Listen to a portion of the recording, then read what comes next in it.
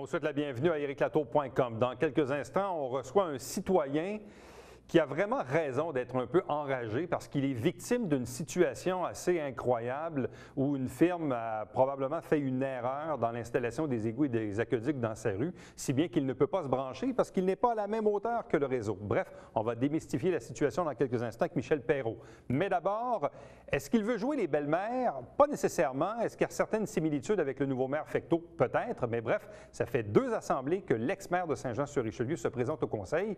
De qui s'agit-il? Miroslav Smereka.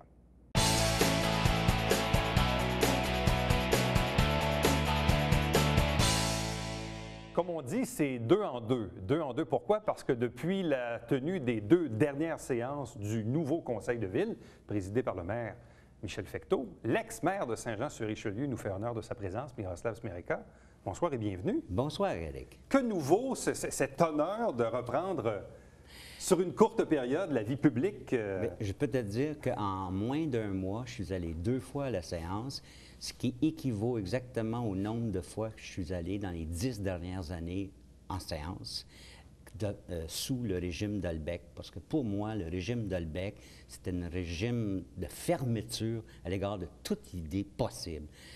Avec l'arrivée de M. Fecteau, je vois son ouverture et surtout à l'égard du transport en commun qui m'intéresse beaucoup depuis des années, comme tu le sais, c'est que je trouvais difficile à voir un maire qui était président de la Chambre de commerce du Haut-Richelieu, qui prônait pendant ces mandats-là l'achat local et qui accepterait que nos citoyens, le dimanche, les jours fériés, etc., aient la possibilité de dépenser leur argent à Montréal, puis tout simplement n'avoir aucune opportunité pour le dépenser chez nous. Alors, je me disais, moi, c'est un des enjeux, parce que je vais revenir sur l'itinérance et d'autres. J'ai quelques surprises pour vous qui s'en viennent, mais le transport en commun, c'est pour moi assez viscéral. Et c'est très intéressant parce que M. Fecteau a dit, justement en entrevue avec toi, qu'il prônait le transport en commun le dimanche. Ouais. Alors, disons, j'essaie de le pousser, de le convaincre justement d'aller au bout de sa pensée. N'y a-t-il pas certaines similitudes entre votre élection en 1994 et celle de Michel Fecteau, à 2 niveaux? Michel Fecteau et vous-même avez été président de la Chambre de commerce. Tout à fait. Et tous les 2, vous n'étiez pas conseiller municipal avant de devenir maire. Exactement. C'est 2 similitudes quand même. Est-ce que pour vous, est-ce que vous y voyez justement une certaine similitude dans ce que veut faire Michel Fecteau de la ville, au même titre que vous, avec la vision que vous aviez en 1994? Bien, disons qu'à ce moment-là, en 1994, il n'y avait pas autant de monde qui voulait la même job que moi. C'est clair. En plan, et la ville n'était pas fusionnée, c'était un autre contexte. C'était totalement un autre contexte. Mais c'est très clair que ce que dégage M. Fecteau, c'est que ce à quoi on n'a pas vu ça depuis 10 ans, l'écoute. C'est-à-dire de respecter la personne qui te parle et de ne pas tout simplement, du revers de la main, le tasser, parce que ce n'est pas une idée de Dolbeck, ça ne vaut pas de la chenoute. Et cette dimension-là me plaît énormément parce que je crois qu'en politique, c'est la clé. C'est comme ça que j'ai fonctionné, moi, et je vois que c'est de la même manière que M. Fecteau fonctionne. Est-ce que j'ai cru comprendre également que vous aviez gagné vos élections? C'est ce que vous avez dit au micro? J'ai dit que j'ai voté pour Mélanie Dufresne, la conseillère de mon district. Okay. C'est la seule chose sur laquelle je me suis prononcé politiquement. Mais pourquoi vous l'avez fait? Mélanie Dufresne, c'est parce que je l'ai rencontrée. Et un petit échange, justement, et je la trouvais sympathique, et d'autant plus qu'elle venait du CAB d'Iberville, le Centre d'action bénévole. Donc, pour moi, avoir une conseillère qui vienne avec une conscience sociale autour de la table, même si elle est nouvelle, qu'elle doit apprendre, etc., mais ça ajoute de la fraîcheur qu'on n'a pas vu. M. Dolbeck, le social, là, il s'en foutait. C'était le résidentiel, on le développe le plus possible, puis si les entrepreneurs en construction sont heureux, il était heureux. Alors, c'était un autre monde. Bon, évidemment, l'un des enjeux de ce 21e siècle, on le sait, c'est le renouvellement des infrastructures et le transport, surtout quand on est en périphérie de Montréal. On voit les problématiques à Montréal avec le pont Champlain, l'échangeur Turcot, le prolongement de la 25, là, c'est le prolongement du métro. Et nous, ici, on a notre fameuse 96 qui fait les allers-retours avec la voie réservée sur le pont Champlain. Certains parlaient même d'augmenter le nombre de voies sur l'autoroute 10. Bref, on sait que les enjeux en matière de transport sont hyper importants. Bon, vous-même, et vous l'avez toujours dit, vous n'avez pas de permis de conduire, donc vous êtes un grand utilisateur du transport collectif. Et là, il y a une nouvelle administration à l'Hôtel de Ville.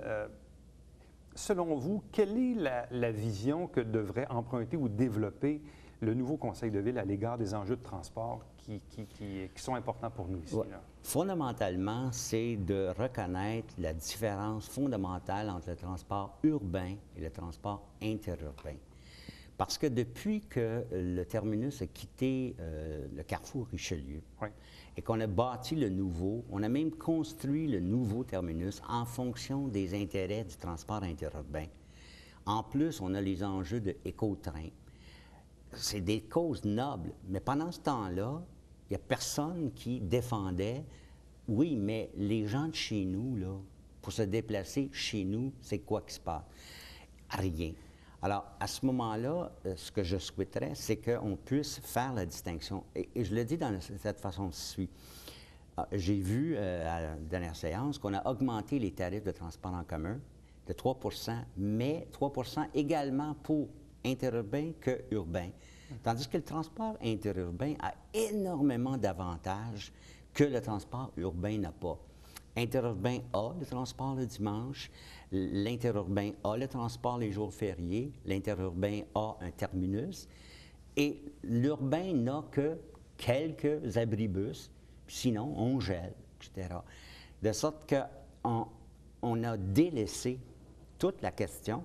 Et ensuite, c'est l'arrimage. Quand on essaie de voir les circuits de transport urbain, puis on se dit on voudrait aller prendre l'autobus pour aller à Montréal, mais c'est même pas bien synchronisé, puis on arrive au terminus, puis on doit encore attendre une demi-heure. Tandis que avec le parc incitatif, les gens débarquent, et puis tout de suite, ils montent. Donc, moi, je dirais personnellement qu'on augmente le tarif interurbain, et qu'on gèle le transport, le tarif du transport urbain, qu'on fasse une différenciation. C'est deux marchés distincts. Bon. Et on l'a toujours considéré comme si c'était le même quand c'est pas vrai. Bon, vous avez fait aussi une certaine comparaison avec la ville de Chambly. Oui. Puis vous me corrigerez, où le transport urbain est gratuit? Exactement. En tout temps? Oui, en tout temps. C'est que fondamentalement, ils ont fait un choix. Monsieur Côté vous en a parlé aussi subséquemment. Le responsable des transports à la ville. Exactement. Et la différence, c'est que si on se fie sur une enquête origine-destination de l'Agence métropolitaine de transport en 2008, on voit les chiffres, à savoir que 60 des gens de Chambly-Carignan se déplacent en dehors de leur région, et nous seulement 40 De sorte qu'ils ont fait le choix que ce 60 %-là signifiait qu'on pouvait subventionner, donc l'interfinancement. Et nous, bien, on se dit, on a juste 40 qui sont à l'extérieur, puis 60, on penserait même pas. Mais moi, je dis au contraire, en voyant l'attitude qu'a pris Chambly, une chose qu'on pourrait faire, c'est comme la Ville de Laval, dans son dernier budget qui vient de sortir, c'est qu'ils attribuent le transport en commun gratuit pour les aînés. Alors, on sait une chose, que cette élection-ci, en 2013, c'est la première fois que les baby boomers, nés entre 1946 et 64, sont devenus des personnes âgées. Et c'est la cohorte d'âge, les 65-74 ans, qui est le plus haut taux de participation électorale. Donc, on voit que les années qui vont venir, ils vont faire pression pour améliorer la qualité de leur vie. Puis une des dimensions, ça va être la mobilité. Alors, je dis à M. Fecteau et son équipe, pensez-y bien, là, profitez-en. Allez pas jusqu'à la gratuité nécessairement comme Chambly, mais pensez à cibler des populations qui sont de plus en plus prédominantes. On parle de vieillissement de la population, mais c'est aussi vrai à l'égard des services offerts à la population. Bon, on sait que Jean-Pierre Messier a été longtemps responsable des transports. Il a pris sa retraite. Le précédent conseil a procédé à l'embauche de Luc Côté. qui a déjà travaillé à l'AMT, déjà été président, je pense, de Transport 2000. Tout à fait. Bref, est-ce que vous le connaissez un peu? Est-ce que vous êtes satisfait de cette nomination? Bien, moi, personnellement, je ne l'ai pas connu parce que j'ai été partie prenante de l'exécutif de Transport 2000, mais M. Côté, il avait déjà quitté à ce moment-là. Mais disons que pour quelqu'un qui est passé quelques années à la présidence de Transport 2000, ça m'indique qu'il a une sensibilité justement à la problématique des usagers. Le dilemme, c'est que à cette époque-là, il était défenseur des droits des usagers. Aujourd'hui, c'est un fonctionnaire. Alors, à ce moment-là, l'évolution, je ne sais pas qu'est-ce qui s'est produit parce que à cette époque et encore aujourd'hui, Transport 2000 met de l'avant une idée bien simple. C'est on a un droit à la mobilité, un droit au transport. Ce droit n'existe pas au Québec. Il n'existe que pour le transport adapté à cause de la Charte des droits et libertés. Et donc, dans notre MRC, à titre d'exemple, seulement à Saint-Jean a-t-on du transport en commun. Dans les 13 autres municipalités, il n'y a aucun transport en commun. Par contre, il y a du transport adapté partout. Donc, si tu es en chaise roulante, tu es mobile dans ta MRC. Si tu es en santé, tu restes chez toi. Si on revient au transport interurbain, parce qu'on a parlé beaucoup du urbain et visiblement, vous semblez dire que le transport urbain a besoin de beaucoup d'amour, disons, pour les années à venir. Au niveau de l'interurbain, qu'est-ce qu'on fait? Est-ce qu'on maintient la 96? Est-ce qu'on s'en va vers un train de banlieue? Est-ce qu'on essaie de mettre de la pression sur les différents gouvernements pour arriver avec cette idée de SLR sur le pont Champlain? Bref, c'est quoi la vision d'avenir du transport entre Saint-Jean-sur-Richelieu et Montréal? Parce qu'il y a quand même un bon pourcentage de notre population qui travaille tous les jours dans la métropole. Je vais dire probablement quelque chose qui est très hérétique, mais on n'a presque rien à dire dans ça. Parce que les décisions fondamentales ne relèvent pas de nous. Et c'est lorsque ceux qui sont aux commandes de ces décisions particulières, qu'elles soient SLH, Pont Champlain, etc., auront finalement arrêté leur chicane puis tranché, à ce moment-là qu'on pourrait décider quelle est notre meilleure option. Pour le moment, on n'a rien. On peut dire on va faire des pétitions, etc., mais ça vaut strictement rien. La chicane est tellement haut niveau qu'on n'est pas dans la game. Puis on déteste avouer qu'on n'a pas un mot à dire. Tu sais, on veut dire « on veut se... » Non, non, non, non. La situation réelle, c'est qu'on ne contrôle pas le jeu de cartes. Et lorsque finalement, on va voir quelque chose se pointer, et c'est toujours, regardez, c'est toujours dans 5 ans, 10 ans, 15 ans, etc. Aujourd'hui, on fait quoi? Bien, moi, je dis, pendant ce temps-là, laissons ces gens-là s'occuper de leurs problématiques interurbaines et nous prenons le virage pour s'occuper de nos citoyens au niveau urbain. Puis on aura amplement le temps, dans 3, 4, 5 ans, de pouvoir faire nos choix. Mais pendant ce temps-là, laissons pas mettre de côté les choix importants pour le transport urbain. Est-ce que vous vous ennuyez de la politique? Ah, définitivement, dans le sens que j'adore la politique provinciale. Parce que j'ai vécu aujourd'hui un moment favorable, un parti d'opposition qui encourage le bâillon, de se bâillonner lui-même. J'essaie de me souvenir quand est-ce que ces choses sont arrivées. Mais au municipal, parce que là, est-ce que vous voulez qu'on vous donne l'étiquette de belle-mère? Non, je me suis défendu de le faire. Si j'allais être belle-mère, ce serait avec le régime Dolbec, et j'ai choisi non. Au contraire, là, je vais contribuer par mes questions puis mes interventions à ce que donc, votre droit de réserve s'appliquait sur les années Dolbec? Sur le régime Sur Dolbec. Le régime Dolbec. Oui, oui, parce qu'il ne faut pas se leurrer. On a fait des belles fleurs à M. Dolbec, là, mais tout le monde sait que c'était un régime dont tout le monde avait hâte. C'est pourquoi il y avait tant de candidats. Donc, ce qu'on comprend, c'est qu'on risque de vous voir souvent au cours des prochaines assemblées. Oui, parce qu'il y a des sujets comme l'itinérance, sur lequel je m'intéresse et que je vais pousser quelques autres. Et il y a d'autres enjeux qui seront assez intéressants que je vais amener. M. Smerica, merci beaucoup. Un plaisir, Eric.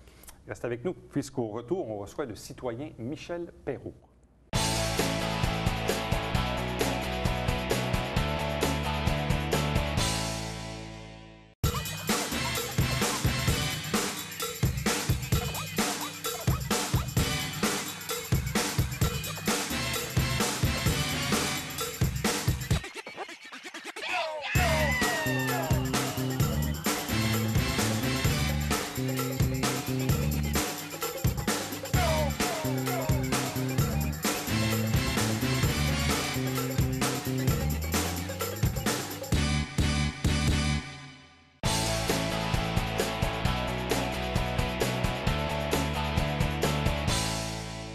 Vous savez, il y a parfois de ces histoires d'horreur qu'on aimerait mieux, évidemment, éviter, oublier.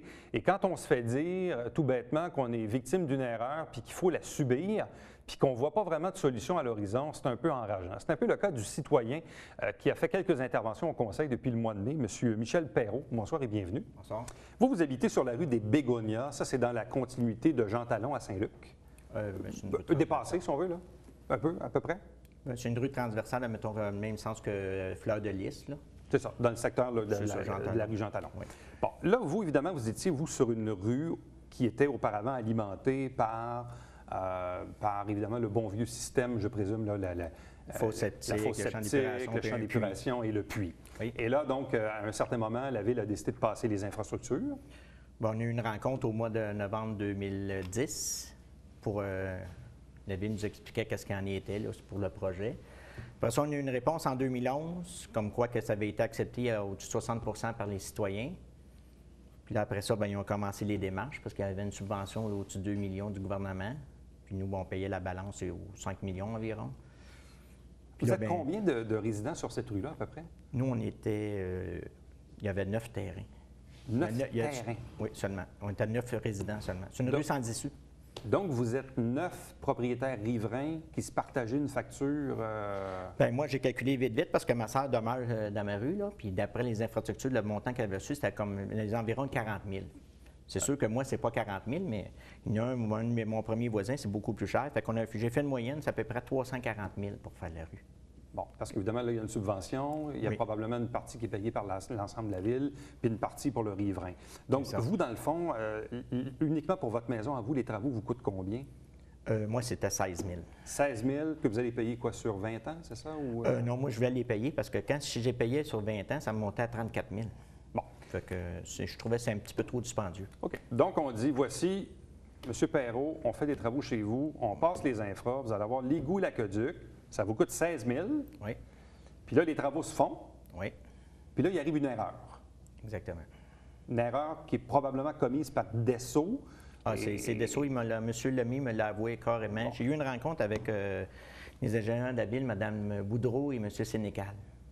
Parce que quand, au mois de mai, j'ai décidé je vais mandater M.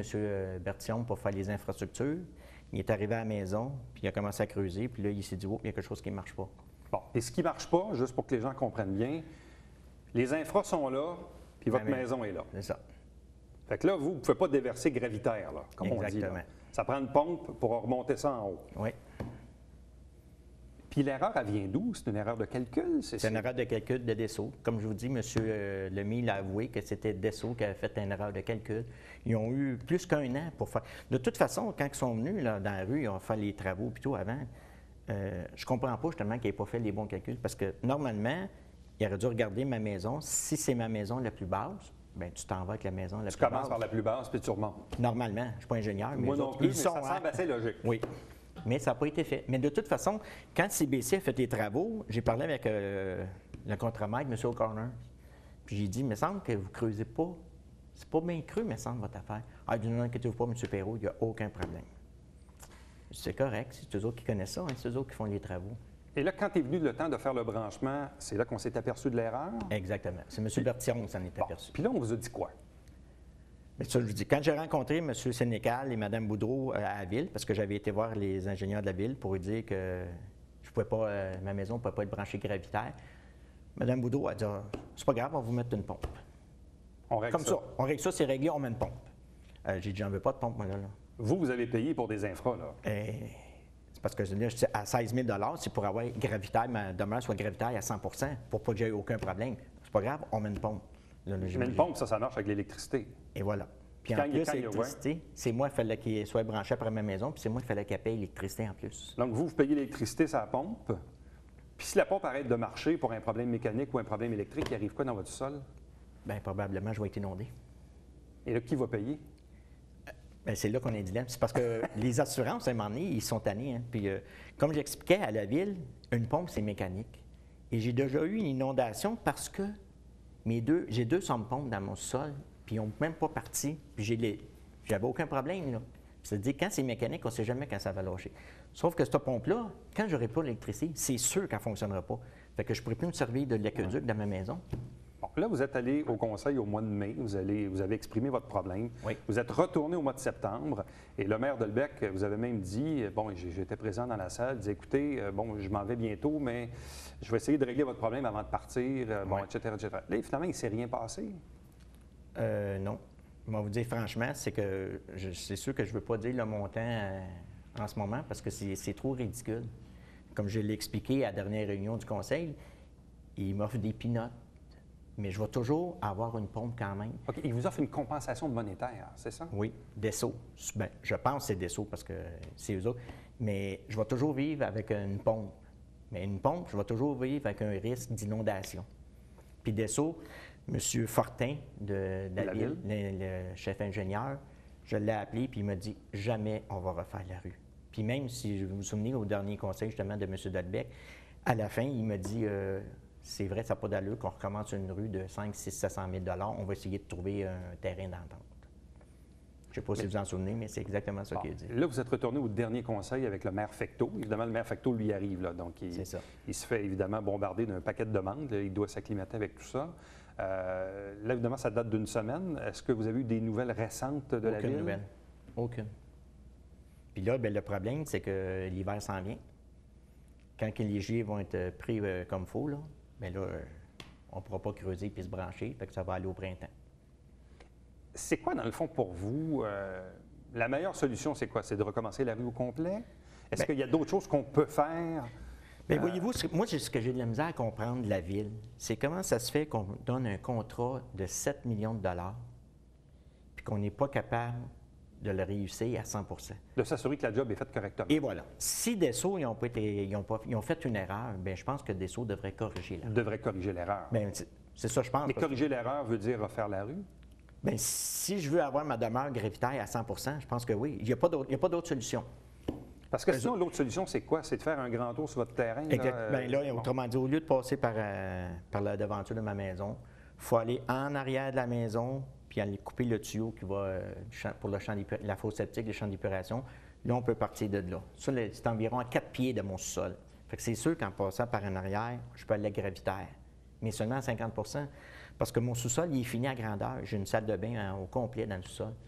Mais ça va toujours prendre une pompe pour envoyer les gravitaires pour... Là, évidemment, le contexte dans lequel vous êtes placé, puis là, vous avez fait vos interventions. Là, comme citoyen, vous vous dites quoi, là? Ça va me coûter des milliers de dollars d'avocat pour faire valoir mes droits. Oui. Ça va affecter la valeur de ma maison. Oui. Encore faut-il, si je veux la vendre un jour, ça va être un problème. Oui. Là, vous êtes comme pris là-dedans, là, vous. Là. Vous êtes pris entre deux feux, là. Oui, puis comme je l'ai expliqué à toutes mes rencontres, je pense pas que la Ville est pour moi. C'est ça que je trouve dommage. Tu sais, ils ne m'encouragent pas parce qu'ils n'ont jamais... Même la Ville n'a jamais avoué que c'est Desso. Comme je l'ai expliqué au conseil, c'est Desso qu'il a fallu qu'ils me disent face à face que c'est eux autres qui ont fait l'erreur. Je me dis, bon, ils vont corriger l'erreur. Non. Fait que je pense que la Ville, je ne dirais pas qu'il y ait de connivence, parce que je ne veux pas avoir des problèmes. Parce que même au conseil de mai ou de septembre, de mémoire, il me semble d'avoir entendu, je pense que c'est le conseiller Quentin qui avouait au maire, dit effectivement, Desso a fait l'erreur. Oui. C'est pour ça que je me permets de le dire. Là. Je ne pense pas qu'on va se faire actionner. Là. Je veux dire, ça a été dit publiquement par le conseil actuel. Puis Desso, évidemment, vous n'avez pas eu d'autres nouvelles de ces gens-là? Là? Non. Non, j'ai pas de nouvelles. Ils disent toujours qu'ils attendent après moi pour la compensation. Parce qu'ils ne veulent rien savoir de recommencer la rue. Donc, ils veulent vous donner une compensation? Oui, mais ils ne veulent rien me donner en bout de ligne. C'est ça qu'ils veulent. Ils ne veulent rien me donner. Autrement dit, branche-toi un petit peu par en arrière, puis ça va te coûter un peu de temps, on va te donner un peu de temps, puis c'est fini. De la manière que je comprends, c'est ça. Mais ma maison ne sera jamais gravitaire à 100 %. Fait que ça peut créer des problèmes plus tard, comprenez-vous? Il faut que je change la pompe dans le sol à peu près à tous les 5 ans. Là, vous, c'est quoi vos options là, dans les prochaines semaines? Là, quoi, vous attendez que la Ville vous donne signe de vie? Ou vous êtes sur le bord de vous appeler un avocat? Ou vous êtes où, là? C'est parce qu'un avocat, je trouverais ça dommage que je sois obligé de me prendre un avocat pour poursuivre la Ville, qui, eux, je paie déjà, bien, pas que je paie, oui, d'un sens, qui sont là pour me défendre les citoyens, puis ne sont pas capables de mettre le culotte, de dire à Desso, bien, écoute, Desso, tu as fait une erreur. Corrige parce que là, c'est la cascade. Là. Ça veut dire que vous poursuivez la Ville, puis là, la Ville se revire de bord, puis il va poursuivre Desso. Là. Oui. Puis là, ça va prendre des années. Puis, exactement. C'est ça que l'avocat Hébert me dit. Il dit, on va dépenser entre 50 et 100 000 $ de frais d'avocat. Fait que la ville va dépenser ça parce que Dessau ne veut pas rectifier l'erreur. Et voilà. Fait que là, parce qu'en bout de ligne, c'est moi qui est perdant. Là. Parce que ce que je comprends Êtes-vous pas... le seul dans cette situation-là sur des bégonias? Non, c'est ça le problème. C'est que, comme j'ai expliqué la dernière fois, c'est que moi, je suis le seul à me battre pour ça parce que j'ai un de mes voisins, lui, il n'y a pas dans le sol, il n'y a pas d'infrastructure de douche puis de lavabo. Fait que lui, il a passé par-dessus la foutine, autrement dit. Fait qu'il est comme, je dirais, un bon 10 pouces plus haut pour se brancher gravitaire. Sauf que la journée qu'il va avoir une douche ou quoi, il va faire qu'il ait comme moi, une pompe. M. Perrault, en tout cas, merci beaucoup de ces explications en souhaitant que ça puisse évidemment vous aider. Puis on va essayer de suivre le cas dans les prochains mois. Bien, c'est moi qui vous remercie. Merci. Restez avec nous. Au retour, on vous présente le Babillard quotidien.